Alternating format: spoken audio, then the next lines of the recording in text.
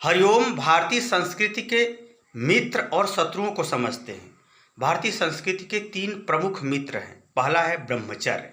ब्रह्मचर्य का तात्पर्य है कि शादी के पहले लड़का हो या लड़की किसी से उसका शारीरिक संबंध न हो। दूसरा, जो गृहस्थ आश्रमी हैं, जिन्हें जो शादीशुदा हो चुके हैं, वह शादी के बाद अपने धर्मपत्नी या धर्मपति के अलावा किसी अन्य पुरुष से कोई संबंध न हो, तो उसे कहते हैं ब्रह्मचर्य।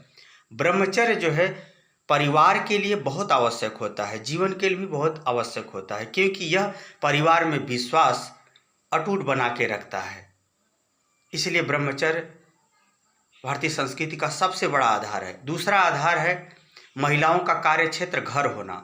महिलाएं जब घरेलू कार्य में रहती हैं, सेवा, संस्कार इत्यादि के माध्यम से वह सबके अंदर प्रेम, सद्भावना भरती हैं, तब वो सफल हो जाती हैं, क्योंकि गैर पुरुषों के संपर्क में न आने से उनके अंदर दुर्भावना प्रवेश नहीं करती, जिसके कारण से वे सद्भावनाओं का प्रवेश या सद्भावनाओं का प्रेषण अपने बाल बच्चों और परिवार में करने में सफल होती है।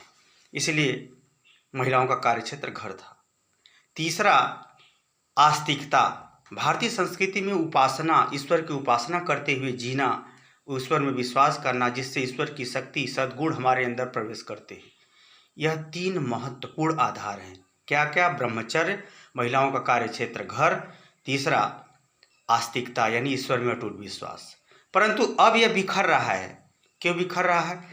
अब जो है, अगर हम ब्रह्मचर्य की बात करें तो फिल्म इंडस्ट्रीज द्वारा या इलेक्ट्रॉनिक मीडिया द्वारा कामुक चलचित्र, वीडियो इत्यादि के, फिल्म इत्यादि के माध्यम से कामुकता को बढ़ावा देकर के ब्रह्मचर्य को तोड़ा जा रहा है।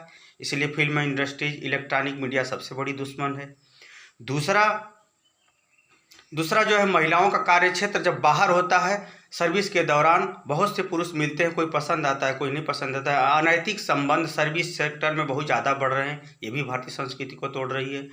तीसरा, नेता, अधिकारी, जज, बड़े लोग जब भ्रष्टाचार करते हैं, गलत कार्य करते हैं, तो ईश्वर पर से विश्वास मूर्ख और कम समझदार या गरीब लोगों में नहीं उत्पन्न होता है, जिसके कारण से भ्रष्टाचार बढ़ने पर नास्तिकता आ जाती है। यह तीनों जो है भारतीय संस्कृति का सर्वनाश करने पे तुले हैं।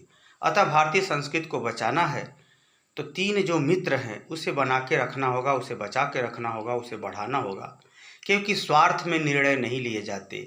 स्वार्थ धर्म नहीं होता है, स्वार्थ के ऊपर धर्म होता है। इसलिए धर्मपूर्वक जीवन जिए, भारतीय संस्कृति की रक्षा कीजिए। पैसा ही सब कुछ नहीं होता है, इस बात को